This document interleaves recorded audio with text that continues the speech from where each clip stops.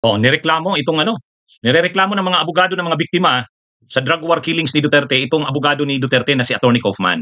Ay kasi napaka-unprofessional na di umano nito ni Kaufman. Nag-fake news na. Tulad nung una, sabi ni Kaufman, payag daw ang prosecutors ng ICC sa request niyang interim release. Yun naman pala, hindi. Oh, tapos ngayon na naman, sinabi na naman ni Kaufman na hindi daw kontra ang Malacanang sa interim release na nire-request niya. Hindi rin totoo yun kasi sinabi ni Yussi Claire Castro, hindi ganoon ang pagkakasabi ko. Na master niya na ni Kaufman ang art ng disinformation. Yung kumbaga nagpi-fake news na si Kaufman. Kasi ang sinabi ni Yussi Claire Castro, kung i-grant ng ICC, walang magagawa ang gobyerno kundi sundin ito. Ganon. Pero hindi ibig sabihin na payag ang gobyerno ng Pilipinas sa interim release ni Duterte. Kaya nagrereklamo na ang mga lawyers ng mga biktima. Nagpi-fake news na si Kaufman. Dapat disiplinahin na ito.